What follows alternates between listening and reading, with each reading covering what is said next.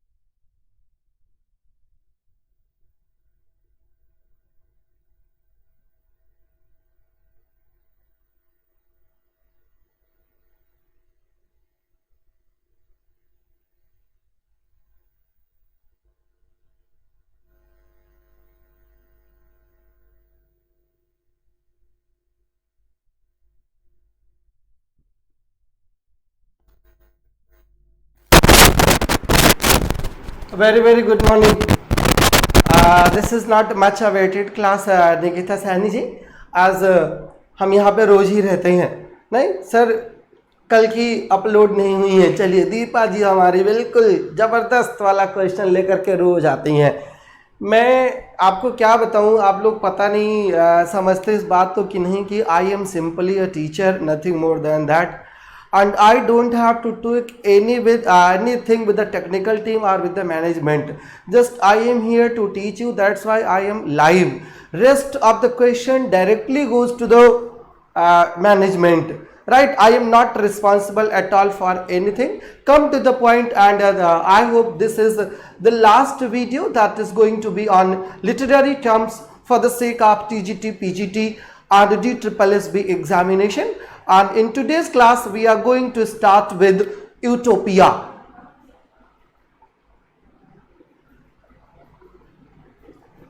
Utopia.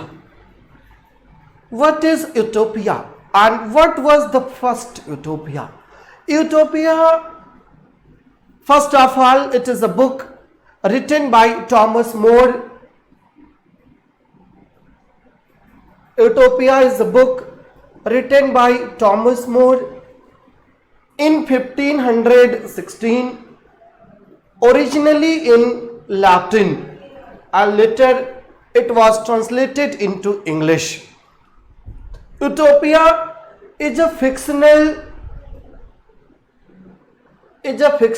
country where everything is supposed to be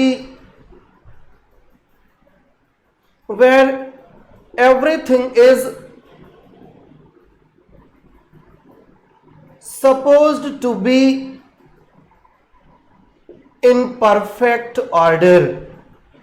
एक ऐसा place जहां पर न कोई गरीब है, न कोई बीमार है, न कोई असहाय है, न कोई बेरोजगार है, न कोई हेल्पलेस है. Everybody is working his job, everybody is sufficient for himself. कोई कमी नहीं है. इसी को हिंदी में राम राज्य कहा जाता है, उसी को अंग्रेजी में यूटोपिया कहा जाता है. Utopia is a fictitious, utopia is an imaginative country where everything is supposedly in perfect order, nothing is in disorder, there is no chaos at all, no pandemonium at all, everything is peaceful, everything is quiet and everything is quite right at the place. उसी को utopia कहा जाता है. And Thomas More was a writer. He wrote the work Utopia and he gave the subtitle to the work, और उसकी subtitle का ही मतलब था अ कंट्री ऑफ नोवेयर. ऐसी कंट्री जो कहीं पर हो ही नहीं, उसको यूटोपिया कहा जाता है. और उसी को गांधी जी रामराज्य कहते थे, जहां पर दैहिक दैविक भौतिक तापा राम राज नहीं काहू ही व्यापा. राम राज में न तो कोई टाइप का, किसी भी टाइप का, ना तो कोई दुख है, ना तो कोई परेशान है, ना तो कोई किसी तरीके से बेरोजगार है, सब लोग अपने अपने काम में लगे हैं।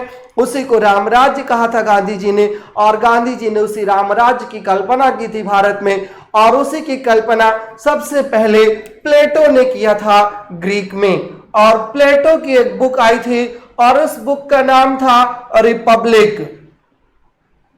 करीब 4th सेंचुरी बीसी की हाल है।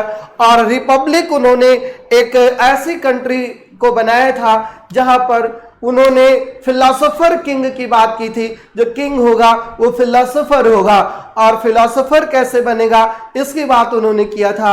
और ये कहा था कि इस कंट्री में लिटरेचर को पूरी तरीके से बैन कर दिया जाएगा, पोएट्री को बैन कर दिया जाएगा।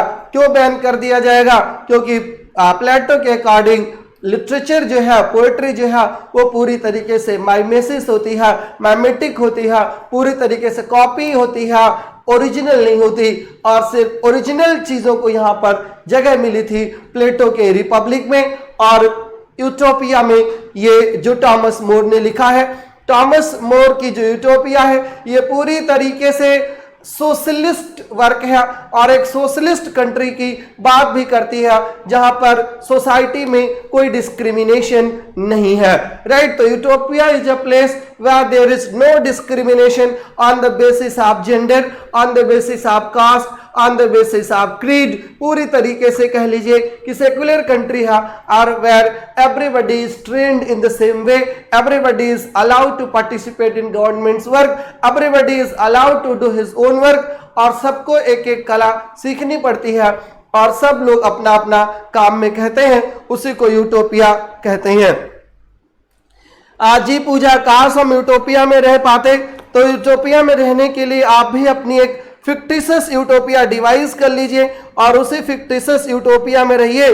क्यों नहीं रह सकते? ऐसी क्या बात है कि आप वहां पे नहीं जा सकते? आप बिल्कुल यूटोपिया में रह सकते हैं, but you will have to design your own utopia. You can not find out utopia in the outside world, as it is the internal part of human being. Internal चीजें होती हैं जो वो आप बाहर ढूंढ नहीं सकते। और utopia since the Inception of the term जो है ये एक फिक्शनल प्लेस ही रहा है। तो फिक्शनल जो है, जो इमेजिनेटिव है, इमेजिनेशन ही एक दिन जाकर के रियलिटी में कन्वर्ट होती है। और सोचिए आप, कभी ना कभी ऐसा रहा जरूर होगा, राम का राज्य रहा होगा, तभी तो उसका नाम राम राज्य है, राम का ही राज्य था। ऐसे यूटोपिया भी कोई एक प्लेस होगा जिस पर ये फिक्टिशियस प्लेस ही बेस्ड किया होगा, और भले ही वो प्लेस जो है in the mind of the writer ही क्यों ना रहा हो। क्लियर? तो एक यूटोपिया हो गई जो रिपब्लिक के नाम से है, एक यूटोपिया हो गई जो यूटोपिया के ही नाम से है। फिर बाद में एक यूटोपिया लिखा था फ्रांसिस बेकन ने भी, और फ्रांसिस बेकन की यूटोपिया का नाम क्या था? ये जब फ्रांसिस बेकन पढ़ाऊंगा पीजीटी को तब बताऊंगा, टीजीटी के टर्म में नहीं है। वैसे क्लू आपको दे दिया हूं, आप जाकर के ढूंढ लीजिएगा। ऑलराइट, यूटोपिया वैसे ग्रीक का टर्म है।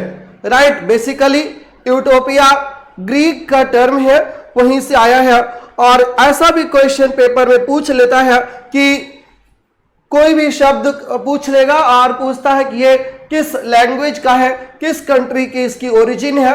तो यूटोपिया के बारे में अब आप जानिएगा कि यूटोपिया जो है ग्रीक की इसकी ओरिजिन है, वहीं से ये पारो किया गया है, वहीं से आया है, ये ग्रीक का वर्ड है। यूटोपिया को थोड़ा सा और मॉडिफाई किया गया और यूटोपिया से एक और टर्म बनाया गया जिसको डिस्टोपिया कहा जाता है। और डिस्टोपिया जो है पूरी तरीके से यूटोपिया का अपोजिट होता है। Right? Dystopia dystopia is the opposite to utopia. Utopia socialist country होती है, everything is supposedly in perfect order, और डिस्टोपिया उसका उल्टा होता है।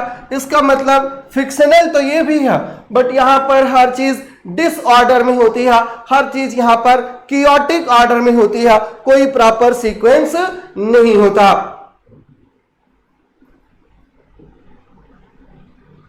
A fictitious place where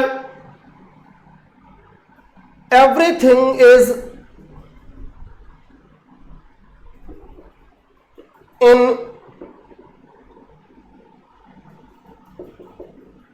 chaotic way, in chaotic order, हर चीज जहां पर डिसऑर्डर्ड में हो उसको डिस्टोपिया कहा जाता है, राइट। और डिस्टोपिया भी एक ग्रीक वर्ड है।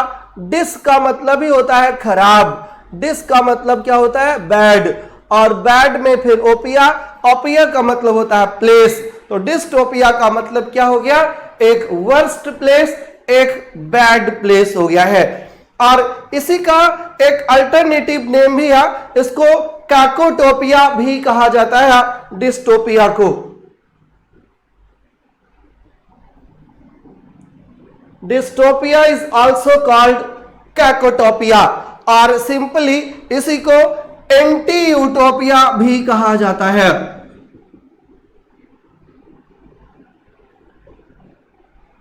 यूटोपिया का एंटी जो है, एंटी यूटोपिया भी कहा जाता है, इज अ फिक्शनल कम्युनिटी और सोसाइटी दैट इज अनडिजायरेबल और फ्राइटनिंग, राइट। अनडिजायरेबल होती है, फ्राइटनिंग होती है, और it is often treated as an antonym of utopia, a term that was coined by sir Thomas More, right. Term किसने coin किया utopia का, तो उसका उत्तर है sir Thomas More, and figures as the title of his best known work, right, that he wrote इन 1516, और उसका नाम ही है यूटोपिया, राइट। कब पब्लिश हुई थी यूटोपिया, अगर ये क्वेश्चन आएगा तो utopia was published in 1516। Dystopia के जो फिक्शंस होते हैं, जो कैकोटोपिया के नॉवेल्स होते हैं, उनकी क्या कैरेक्टरिस्टिक्स होती है, they are characterized by rampant fear और डिस्ट्रेस, फियर और डिस्ट्रेस उनकी पहचान होती है, rampant fear and distress, tyrannical governments, disastrous environment, right, या इन्वायरमेंटल डिजास्टर आप कह लो, ये सब डिस्टोपिया के एलिमेंट्स होते हैं। And despite certain overlaps, dystopian fiction is distinct from post-apocalyptic fiction, and an undesirable society is not necessarily dystopian. अगर example की बात करें कि इनके एग्जाम्पल क्या है, तो एक बेस्ट नोन एग्जाम्पल जो है इनका आप सबने पढ़ रखा है, नाम सुन रखा है, जॉर्ज ऑरवेल की नॉवेल है 1984। जॉर्ज ऑरवेल की नॉवेल है 1984।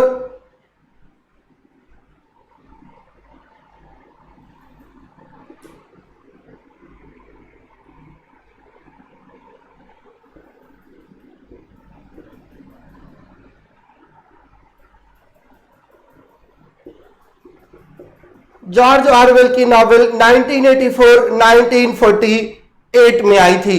और एक दूसरा इसका एग्जाम्पल है एल्डस हक्सली की नॉवेल है ब्रेव न्यू वर्ल्ड।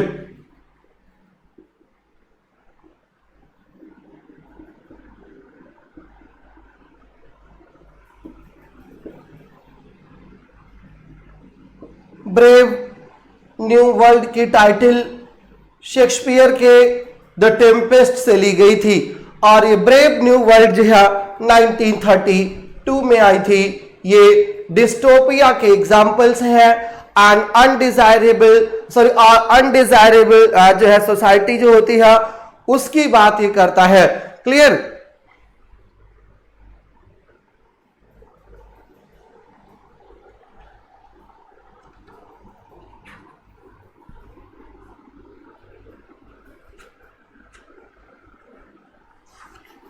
क्लियर है, कोई दिक्कत तो नहीं?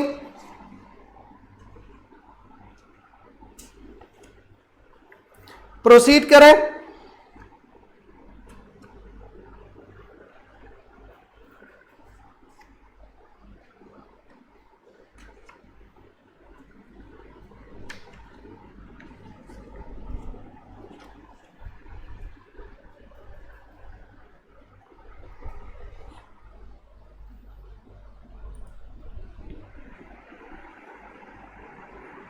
रश्मि राजपूत जी ने पूछा है हु रोट डिस्टोपिया, तो there is no particular writer and there is no particular work जिसका नाम ही यूटोपिया हो। ये यूटोपिया के हमने 2 एग्जाम्पल दे दिए हैं।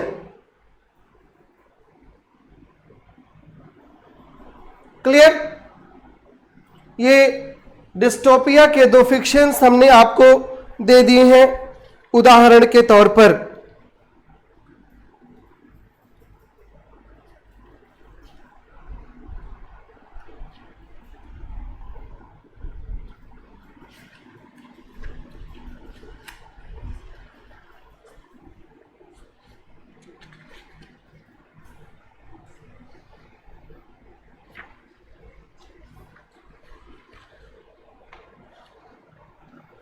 आइए 2 वर्ड्स पोएट्री से रिलेटेड हैं, उन पर चलते हैं।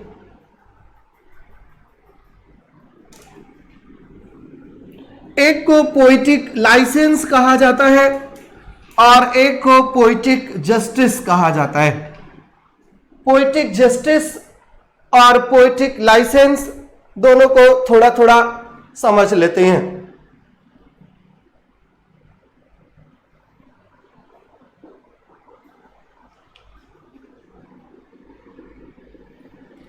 पहले आइए जस्टिस के बारे में जानते हैं कि पॉलिटिकल जस्टिस क्या होता है। जस्टिस तो आपको पता ही कि क्या होता है। Justice is related to judgment या justice itself is judgment, right. Justice जो होता है वो जज जो होता है उसी को जस्टिस कहा जाता है। और पोइटिक जस्टिस क्या होता है? एक पोइटिक जस्टिस टर्म था, एक न्यू क्लासिकल क्रिटिक था, नाम था उसका टॉमस राइमर।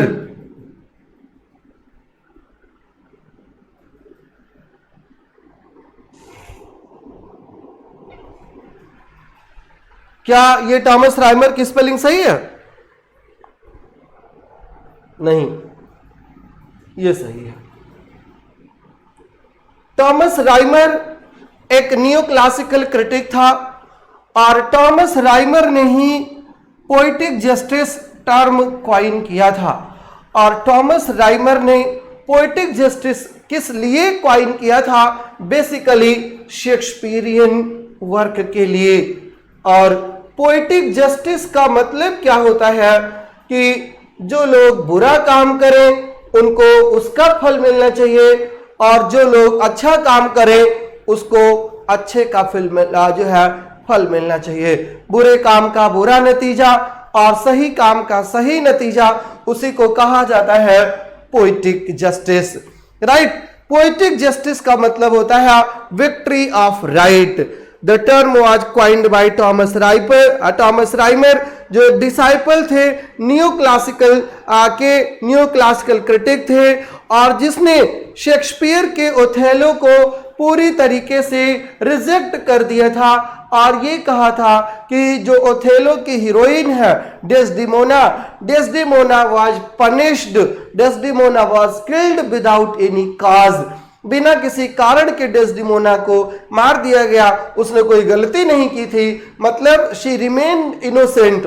और इनोसेंस का रिजल्ट क्या हुआ? She was murdered, she was killed. इसका मतलब ये हुआ कि उसके साथ जस्टिस नहीं हुई। और इस पोइटिक जस्टिस का टर्म उन्होंने उसीलिए क्वाइन किया था कि जो खराब काम ना करे उसको खराब सजा नहीं मिलनी चाहिए, अच्छे काम के लिए अच्छी सजा मिलनी चाहिए।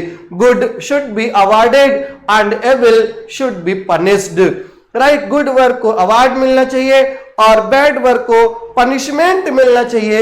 ये पूरा जवाब था टॉमस राइमर का और टॉमस राइमर ने इसी सेंस में टर्म पोइटिक जस्टिस की खोज की थी।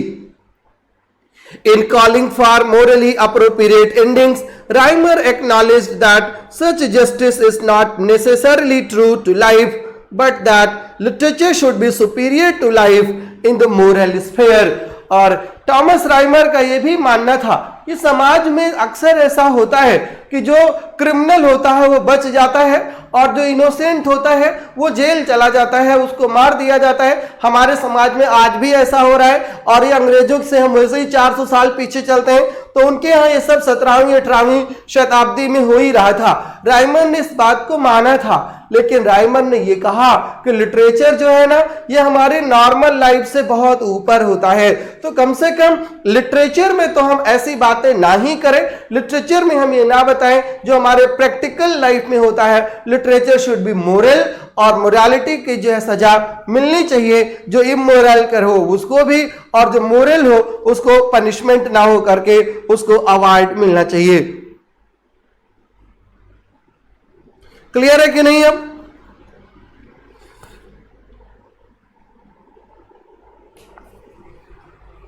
पोएटिक जस्टिस डन है ना, तो पोएटिक जस्टिस पर आपके जो प्रश्न आएगा, एक तो यह कि किसने क्वाइन किया, तो टॉमस राइमर। और पोएटिक जस्टिस का मतलब क्या होता है, तो पोएटिक जस्टिस का मतलब होता है the good should be awarded and the bad, the worst must be punished. Sir video बार नार रुक जा रही है। रीता मिश्रा जी नेटवर्क की प्रॉब्लम होगी आपके यहाँ। जी इरफान भाई, vice is punished and virtue rewarded. जी vice is punished and virtue is rewarded in poetic justice. Alright, Shakespearean work क्या है? शेक्सपियरियन वर्क अभी बता रहा था, तो आप कहां चली गई थी? अब आप क्लास खत्म होगी तो दोबारा से देखिएगा।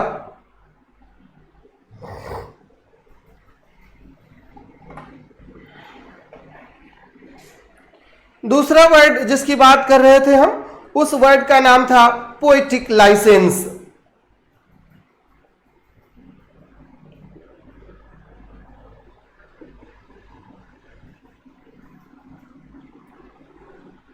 पोएटिक लाइसेंस, पोएटिक पोएट से बना है, और लाइसेंस का मतलब आप समझ ही रहे हो, लाइसेंस का मतलब होता है परमिशन, और पोएटिक लाइसेंस का मतलब होता है कि जो पोएट होता है, पोएट का मतलब यहां पर सिर्फ जो वो नहीं जो पोयम लिखे, पोएट का मतलब ड्रामेटिस्ट भी है, पोएट का मतलब नॉवलिस्ट भी है, और पोएट का मतलब जो पोयम लिखे हो तो है ही है। क्लियर?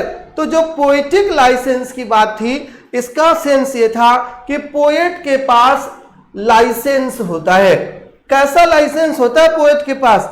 किसी भी फैक्ट को ट्विस्ट करने का, किसी भी तथ्य को तोड़ने मरोड़ने का एक लाइसेंस होता है पोएट के पास, उसी को पोएटिक लाइसेंस कहा जाता है। The poet has the power to twist the facts, to disorient the fact for the sake of literature. Right, literature के सेक के लिए उसको अपने हिसाब से जस्टिफाई कर लेना। क्लियर? उसको पोएटिक लाइसेंस कहते हैं। The freedom granted to writers to manipulate the historical facts. The freedom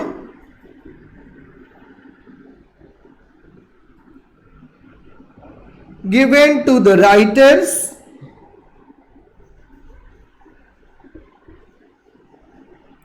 to manipulate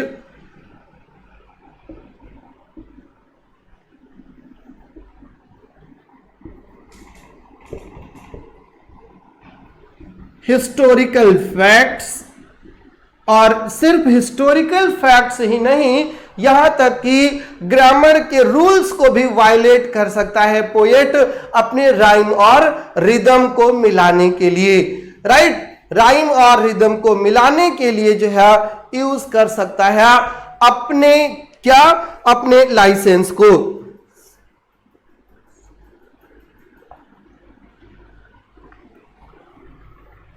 ji licence की स्पेलिंग थोड़ी सी गलत है, अब सही है, LICENSE लाइसेंस। जी thank you Puja Sharma ji, thank you very much. अब कभी कभी लिखने में आपकी आदत पड़ जाती है और गड़बड़ हो जाता है। Right, poet is free to write according to his will, poet has the right to distort the facts, poet has the right to violate the grammarly rules for the sake of rhyme, for the sake of rhythm। ये सब काम वो कर सकता है। Clear? Facts को इधर उधर डिस्टॉर्ट कर सकता है, वो होता है पोएटिक लाइसेंस। और पोएटिक लाइसेंस का टर्म किसने दिया था? तो poetic licence the term was first used by John Dryden. John Dryden ने इसको यूज किया था, इस लाइसेंस को। Why it is called poetic when it can be used by dramatist novelists as well. Nikita Saini ji ने पूछा है, निकिता इसलिए पोएटिक कहा जाता है कि पोएटिक मीन्स इमेजिनेटिव होता है। पोएट का मतलब इमेजिनेटिव होता है। अब weather he rights, weather he picks the form of drama और नॉवेल और पोएम और शॉर्ट स्टोरी, बट होता तो इमेजिनेटिव ही है, इसलिए पोएट का मतलब इमेजिनेशन से ही होता है। अंकित राणा जी, आपके प्रश्न का कोई जवाब नहीं है, and this is not the proper place to reply such questions. I read everyone's question, but I reply only those that are significant and that are useful for one and all.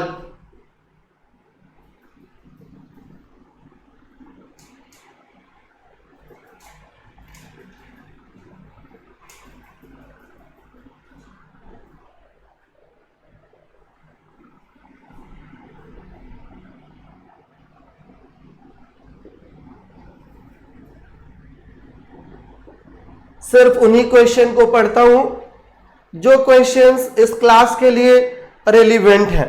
बहुत सारे questions आते हैं, ऊपर से नीचे फटाफट फटाफट चले जाते हैं, लेकिन सबका जवाब नहीं दिया जा सकता। जी इरफान बिल्कुल कर सकता है, वो for the sake of rhyming and rhythm.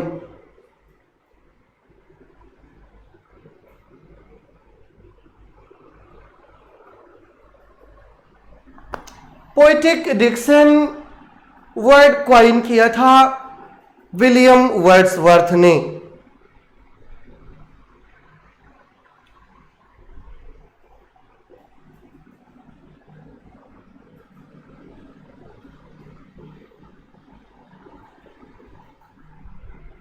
William Wordsworth ने टर्म दिया था poetic licence, sorry poetic Dickson.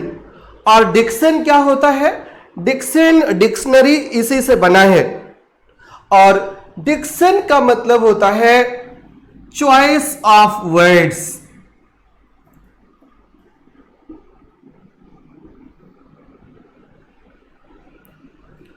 Dickson का मतलब होता है चॉइस ऑफ वर्ड्स, शब्दों का चयन, शब्दों का selection, choice of words used in a literary work. और पोएटिक डिक्शन का मतलब होता है special use of language in poetry, special use of language.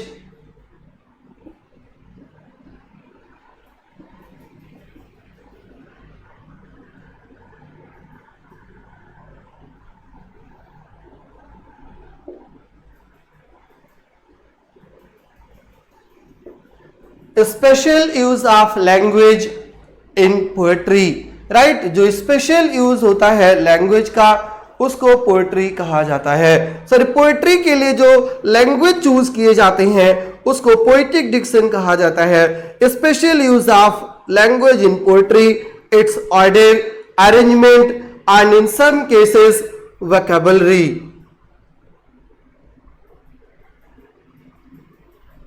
जैसे खास करके वर्ड्सवर्थ ने जब पोएटिक डिक्शन का जो बात की तो इन्होंने ये कहा कि poetry should be written in the language of common man.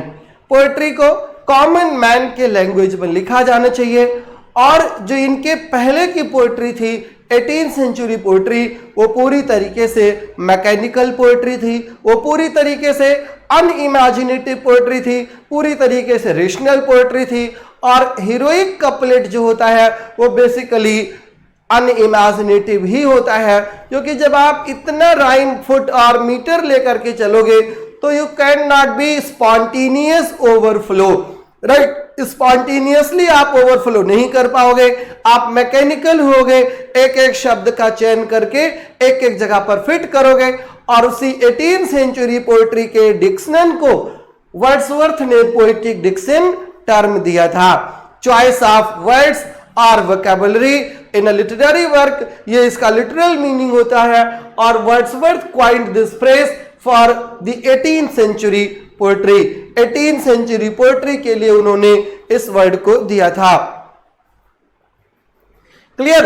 18वीं century poetry के शब्दों के चयन के लिए, उनकी भाषा के लिए और उनके एक्सक्लूसिव मीटर जिसको हीरोइक कपलेट कहा जाता है, आयम्बिक पेंटामीटर, इसके लिए उन्होंने इसका चयन किया था। इस पोएटिक डिक्शन का वर्ड उन्होंने यूज किया था। Clear.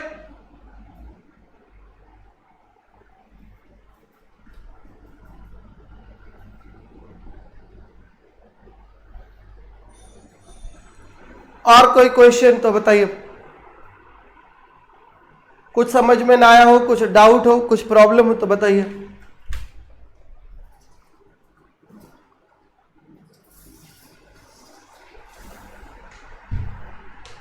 Ji, Wordsworth gave the term poetic diction in the preface to lyrical ballads.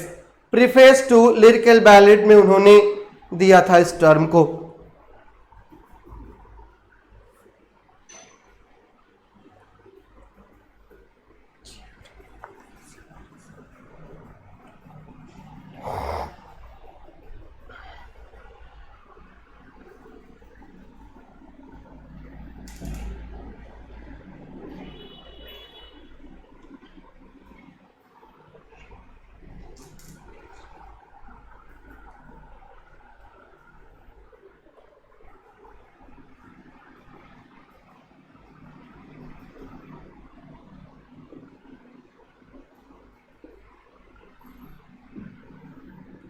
Next term है प्लेजरिज्म। सर आपकी टीचिंग के बाद डाउट के लिए प्लेस ही नहीं होता। थैंक यू रंजना, समझ आ गया प्रेरणा? चलिए, वेरी गुड। डिक्शन और पोएटिक डिक्शन आर डिफरेंट। जी संयोगिता, वर्ड्सवर्थ ने फॉलो नहीं किया था पोएटिक डिक्शन को। वर्ड्सवर्थ ने 18वीं सेंचुरी पोएट्री को डिफाइन करने के लिए पोएटिक डिक्शन का टर्म दिया था Pooja. Right, to define the diction of the 18वीं सेंचुरी ही सेड दैट जो 18वीं सेंचुरी के पोएट्स हैं वो सिलेक्टेड वर्ड्स को यूज करते हैं, उसी को सिलेक्शन ऑफ वर्ड्स कहा था। राइट, सिलेक्टेड वर्ड्स को यूज करते हैं और वो सिलेक्शन वर्ड जो है वो ये मैकेनिकल हो जाता है। मैकेनिकल का मतलब होता है जिसको सोच समझ करके कहीं पर रखा जाए। और 18वीं सेंचुरी की जो पोएट्री है, 19वीं सेंचुरी की पोएट्री खास करके रोमांटिक पोएट्री जो है ये सोच सोच करके नहीं लिखी जाती है। इस पोएट्री के लिए तो वर्ड्सवर्थ कहता है कि it is the spontaneous overflow of powerful feelings. तो यहाँ तो सोचने के लिए कोई जगह ही नहीं है। ये पोएट्री मेडिटेटिव नहीं होती है, सोच समझ करके नहीं लिखा जाता इसको, ये स्पॉन्टेनियस होती है। जबकि जो 18वीं सेंचुरी पोएट्री जो है वो मैकेनिकल है, उसमें सोच समझ करके एक एक वर्ड्स काट पीट करके छांट छांट करके पिरोए जाते हैं।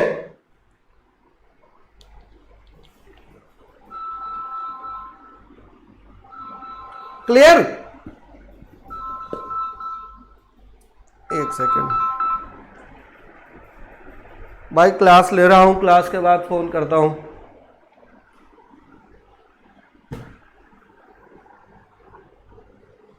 प्लेजरिज्म का मतलब क्या होता है? हिंदी में इसी को कहते हैं साहित्यिक चोरी। क्या कहते हैं? साहित्यिक चोरी इसको कहा जाता है। मतलब किसी और के किताब से, किसी और की पोयम से कुछ चुरा लेना और उसको अपने नाम से छपवा लेना और ये क्लेम करना कि ये मेरा है। जैसे कि आप व्हाट्सएप पर करते हो, किसी और का टेक्स्ट उठा करके और अपने नाम से फॉरवर्ड करते रहते हो। तो ये जो आप अपने नाम से फॉरवर्ड करने वाला चक्कर है ना, इसी को प्लेजरिज्म कहा जाता है, इसी को साहित्यिक चोरी कहा जाता है। The act of representing as one's own the writing of another person's, किसी और की राइटिंग को चुरा करके अपना बता देना, यह साहित्यिक चोरी है, यह प्लेजरिज्म है। और द अपोजिट ऑफ प्लेजरिज्म क्या होता है? The opposite of plagiarism is literary forgery, the act of representing one's own writing as the work of another.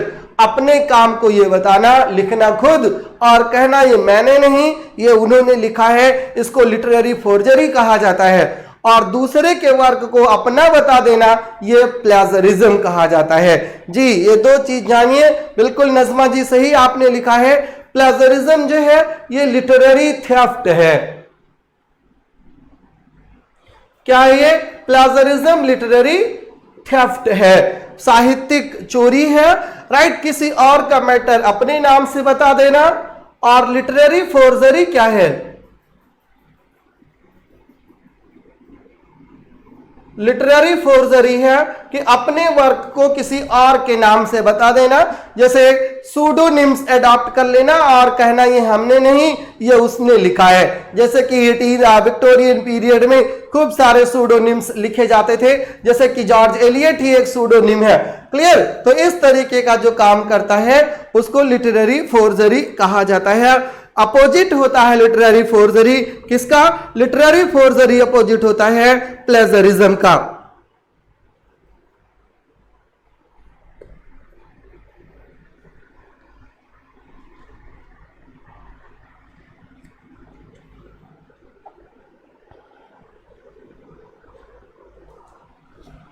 Then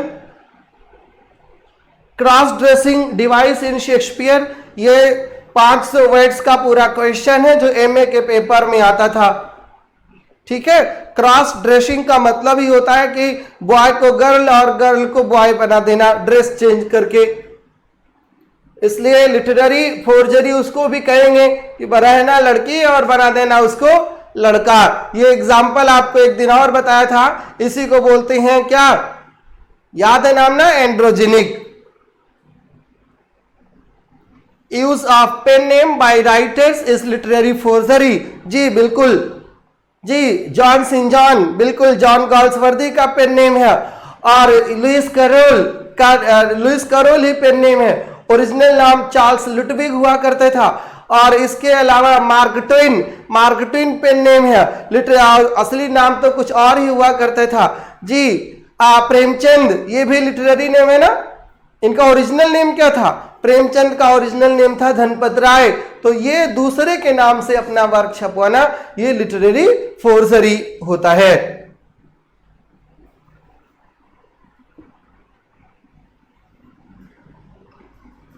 next word पर आ जाइए। एक वर्ड है पैलिंड्रोम। जी प्रगति, चार्ल्स लैम्ब का नाम इलिया, बिल्कुल ये भी फोर्जरी में ही आएगा। पैलिंड्रोम क्या होता है? पैलिंड्रोम तो बिल्कुल रोजमर्रा की भाषा में यूज होने वाला शब्द है पैलिंड्रोम।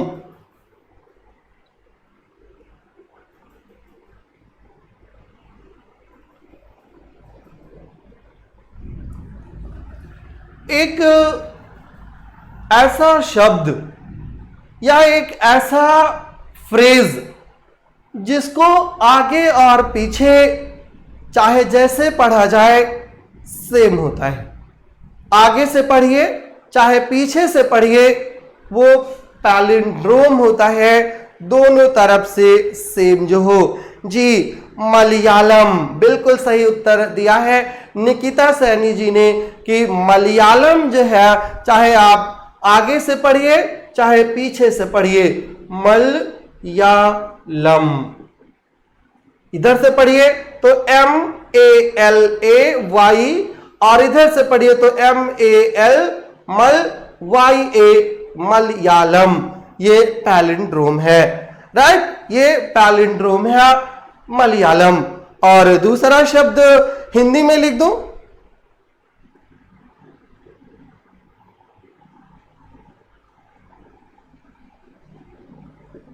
नवजीवन। इधर से पढ़िए तो नवजीवन और इधर से पढ़िए तो नवजीवन। क्लियर? दूसरा देखिए, madam, I am Adam. Madam, I am Adam.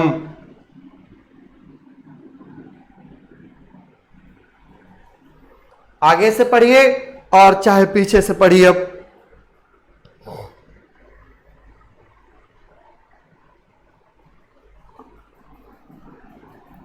MADAM madam, फिर IMM और फिर ADAM Adam. Madam, I am Adam.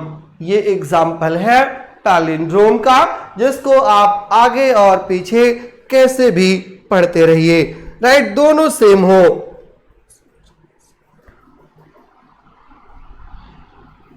दूसरा एग्जांपल देखिए,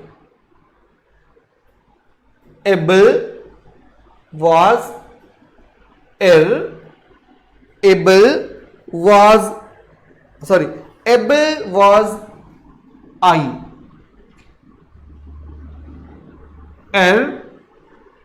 I saw Elba।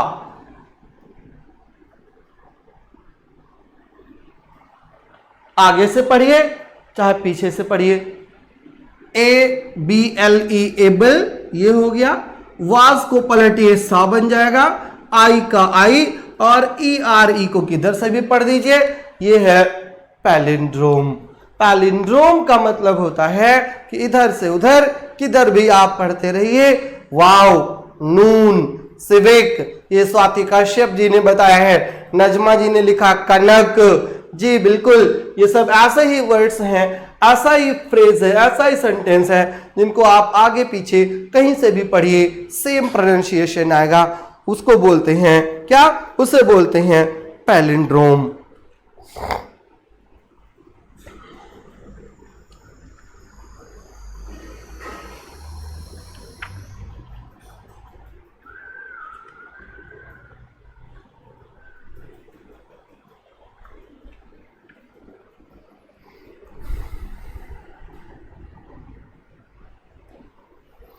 I think literary terms यहीं पर एंड है, लिटरेरी टर्म्स यहीं पर एंड है। जितना आपको करा दिया, उम्मीद यही है कि पेपर में अब इससे बाहर नहीं आएगा और आप पूरी मेहनत करके इन सब चीज़ों को तैयार कर लेंगे, खूब सारी क्विज इस पर कर लेंगे ताकि पेपर में आपके क्वेश्चंस गलत ना हो। सर दिख नहीं रहा है, क्या नहीं दिख रहा है? कुछ नहीं दिखाई दे रहा है। अरे रुक कैसे गया ये एकाएक? सबको नहीं दिखाई दे रहा है? जरा बताइए जी Tina, is there any problem in network? I think everything is in the middle because side board is not visible. अरे अच्छा, इधर से ये विजिबल नहीं है। Okay, just a second.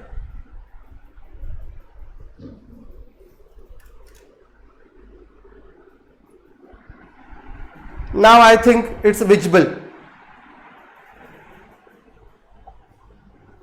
Now I am visible to you. अब दिख रहा होगा ये। अच्छा, पैथेटिक फैलेसी बताना है? श्योर, जो भी आपको पूछना हो, जो भी आपके डाउट हो वो बताइए, मैं तुरंत बता देता हूं लगे हाथ।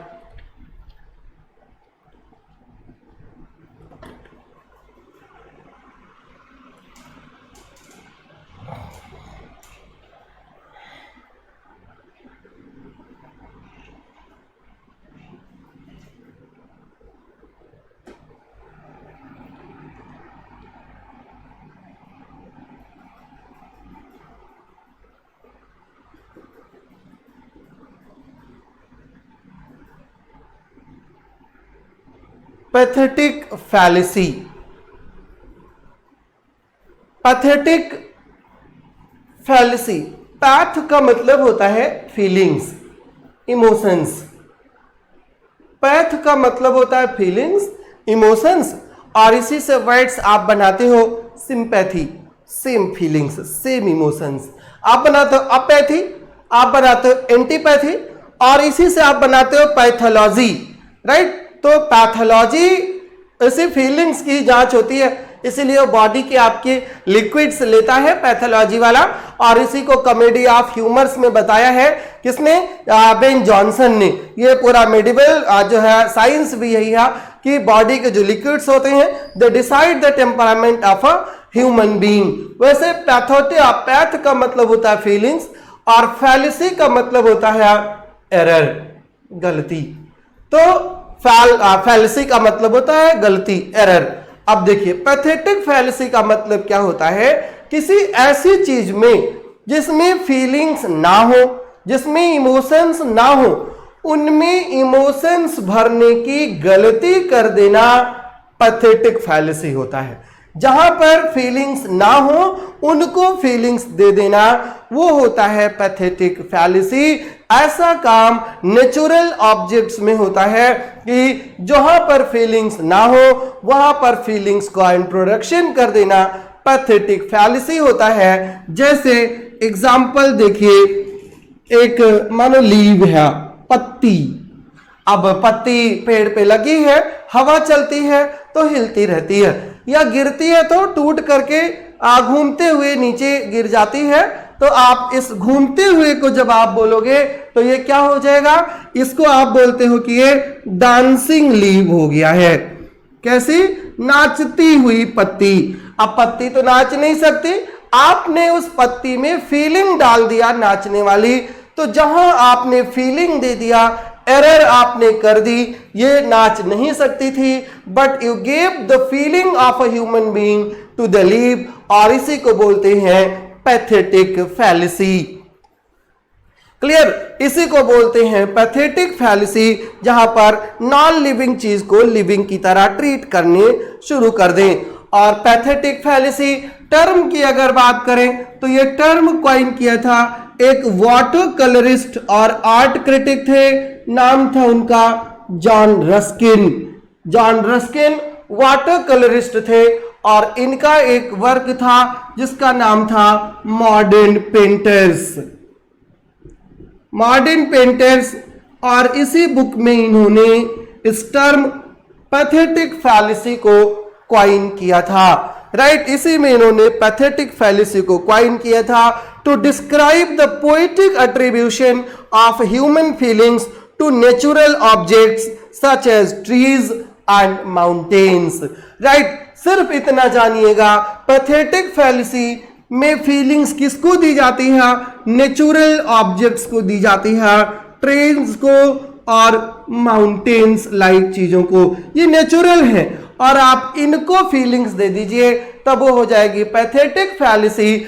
और अगर ये नेचुरल नहीं है, अगर ये एब्स्ट्रैक्ट चीजें हैं, तो एब्स्ट्रैक्ट जैसे करोगे तैसे वो पैथेटिक फैलेसी ना हो करके पर्सोनिफिकेशन बन जाएगा। जैसे अपॉर्चुनिटी नॉक्स द डोर। अब अपॉर्चुनिटी एब्स्ट्रैक्ट नाउन है, जब आप एब्स्ट्रैक्ट को फीलिंग दोगे तब वो पर्सोनिफिकेशन हो जाएगा, और जब आप नेचुरल चीजों को फीलिंग्स दोगे तब वो क्या बन जाएगा?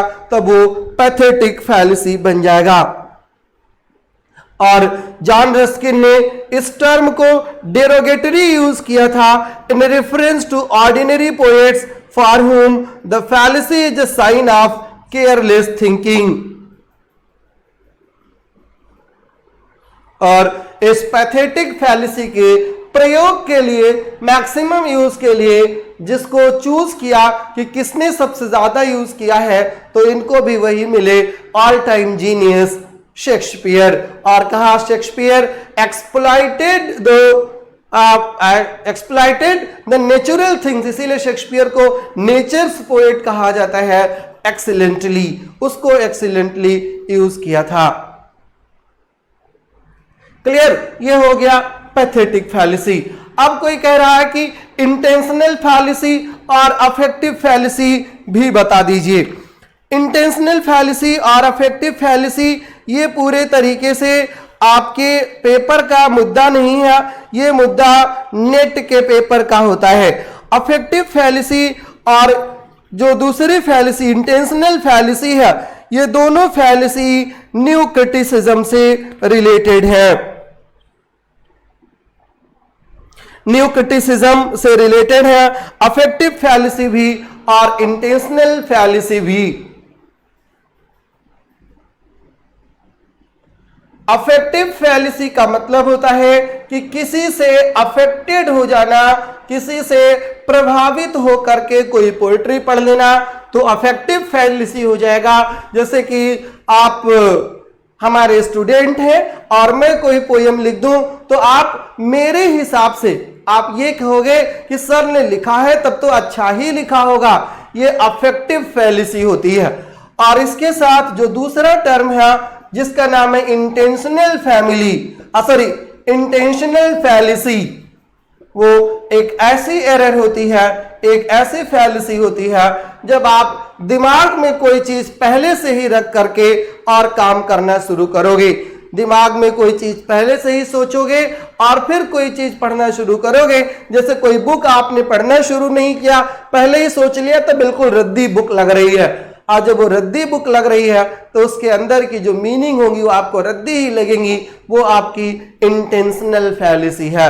न्यू क्रिटिसिज्म में दोनों वर्ड्स क्वाइन किए गए थे और न्यू क्रिटिसिज्म में एक क्रिटिक थे, उनका नाम था विलियम विम्सेट और उनके साथ एक उनके दोस्त थे और उनका नाम था मोनरो बियर्ड्सली। तो विम्सेट और बियर्ड्सली ने मिलकर के एक बुक ही लिखी थी पूरी और उसी बुक में ये टर्म उन्होंने दिया था।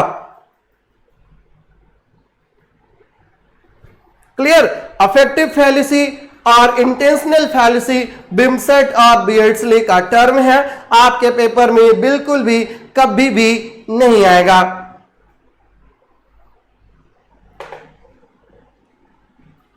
अब कुछ लोग पूछ रहे हैं कि एलिजी बता दीजिए। अब देखिए, अब अगर आप ये पूछते हो कि एलिजी बता दीजिए, लिरिक बता दीजिए, पोयम बता दीजिए, तो फिर ऐसे तो कभी भी चीजें खत्म ही नहीं होंगी। नेवर एंडिंग है ये, बिल्कुल ऐसे चलती रहेंगी और कभी भी कुछ भी क्लियर नहीं होगा। और इसीलिए डे वन से कह रहा हूं, take the best and leave the rest. दुनिया भर के चीजों के चक्कर में ना पड़िए, जो आपके काम का है उसको पढ़िए। और जब आप टीचर बन जाइएगा, जब आपको पढ़ाना होगा, तब सब फिर पढ़ना शुरू कर दीजिएगा। जहां पर ड्रामेटिक मोनोलॉग, सोलिलोक्वी, असाइड, कंफ्यूजन है, तो आप उस वीडियो को दोबारा से देख लीजिए जहां पर ये क्लास कराई गई थी।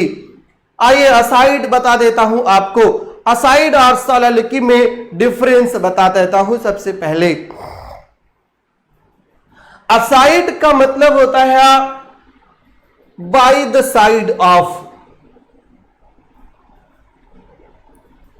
बाय द साइड ऑफ, किनारे। जब स्टेज पर कुछ कैरेक्टर्स आपस में डायलॉग कर रहे हो, कन्वर्सेशन कर रहे हो और एक कोई उसमें से सहमत ना हो और वो किनारे खड़ा हो और किनारे खड़े होकर के उन पर अपने धीरे धीरे कोई कमेंट करता हो। जैसे जब रीगन और गॉनरिल ये बता रही थी लियर को कि दे love you more than anything exist in the world, दुनिया में सबसे ज्यादा ही वो प्यार करती हैं, तब कोर्डेलिया साइड में खड़ी हुई थी और साइड में उसने ये कहा, then why did you marry, आपने शादी क्यों कर लिया। अब ऐसी जो चीजें होती हैं, बात कोई और कर रहा होता है और उसके खिलाफ कोई बगल में कुछ और बोल देता है, उसको असाइड कहा जाता है। राइट? असाइड में सारे कैरेक्टर्स प्रेजेंट होते हैं और साइड में कुछ खड़े होकर के बोला जाता है, उसको असाइड कहा जाता है। और जब आप सोलिलोक्वी की बात करते हो, सोलिलोक्वी का मतलब होता है मेडिटेशन ऑफ द कैरेक्टर। और वो मेडिटेशन कैसे होता है? स्पोकन लाउडली, जो जोर से बोल दिया जाए, उसको कहा जाता है क्या? उसको कहा जाता है soliloquy. Right? To speak one's mind loud, वो सोलिलोक्वी है। और असाइड का मतलब आप अपनी भाषा में समझ लो, उसको बोलते हैं भुनभुनाना। राइट? साइड में खड़े होकर के कुछ बोल देना, उसको बोलते हैं कि ये असाइड है। क्लियर? और कोई दिक्कत?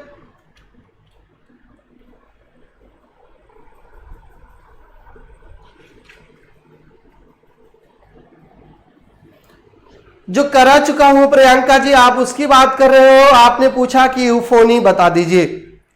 यूफोनी आपको बता चुका हूं, क्वेश्चन भी दे चुका हूं। यूफोनी इज द प्लीजिंग साउंड और उसका ऑपोजिट होता है cacophony. Negative capability term coin किया था जॉन कीट्स ने। निगेटिव कैपेबिलिटी का टर्म जॉन कीट्स का है और जॉन कीट्स ने निगेटिव कैपेबिलिटी टर्म कॉइन किया था किसके लिए? शेक्सपियर के लिए। और शेक्सपियर को कहा था कि Shakespeare is the best who represent negative capability. और उन्होंने इसी निगेटिव कैपेबिलिटी पर अपना एक पोयम भी लिखी थी और उस पोयम का नाम क्या था? उसका नाम था Ode to Nightingale, right. Ode to Nightingale negative capability पर आधारित एक पोयम है, राइट। निगेटिव कैपेबिलिटी का मतलब क्या होता है कि the poet's capacity to negate oneself in order to enter into and become one with his और हर सब्जेक्ट। मतलब होता है निगेटिव कैपेबिलिटी का एक ऐसी कैपेबिलिटी जिससे राइटर अपने सेल्फ को छोड़ करके अपने सब्जेक्ट में उतर जाए, अपने सेल्फ को छोड़ करके अपने सब्जेक्ट में उतर जाए। ये कैपेबिलिटी जो है वो निगेटिव कैपेबिलिटी होती है, to negate one's personality, right. इसी को टी.एस. एलियट ने बाद में क्या एक्सटेंशन दिया? उन्होंने कहा कि poetry is not the turning loose of emotion but an escape from emotion. तो इमोशन से एस्केप करिए अपने और फिर अपने सब्जेक्ट, अपने कैरेक्टर में घुस जाइए। जैसे जब शेक्सपियर हैमलेट लिखता है तो शेक्सपियर हैमलेट ही बन जाता है, शेक्सपियर नहीं रह जाता। जब वो मैकबेथ लिखता है तो वो मैकबेथ ही बन जाता है, वो शेक्सपियर नहीं होता। ये होता है निगेटिव कैपेबिलिटी, राइट। ये होता है निगेटिव कैपेबिलिटी जो to negate one's feeling in order to locate into the mind of the subject, उसको निगेटिव कैपेबिलिटी कहा जाता है। और कुछ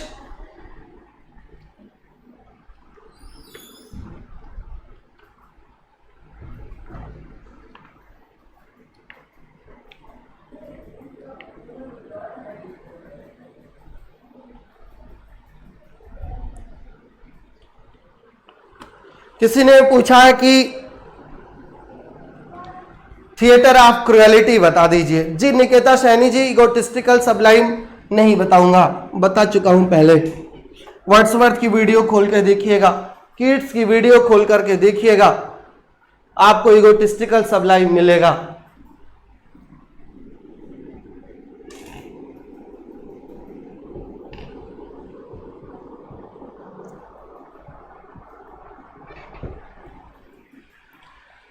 Theater of cruelty. The term was coined by a French dramatist, Antonin Artaud.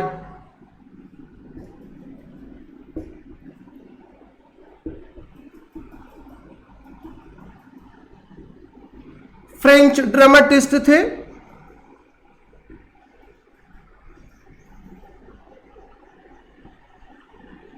और इन्होंने इस टर्म को, थिएटर ऑफ क्रुएलिटी को 1920 में क्वाइन किया था। और थिएटर ऑफ क्रुएलिटी होता क्या है? A theory of theoretical performance design to return to the theatre to its primitive ritualistic origins. मतलब इसका ये होता है कि जब शुरुआत में थिएटर शुरू हुए तो बिल्कुल क्रूअल स्टेज में थे और उसी क्रूअल स्टेज में उलट करके चले जाना, यह होता है theatre of cruelty, right. Artaud called for a theater that would liberate its audience from the repressive character of modern society.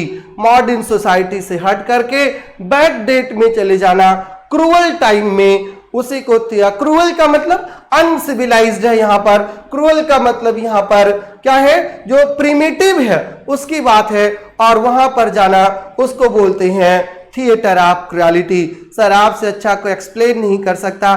Thank you Shalini Roy ji.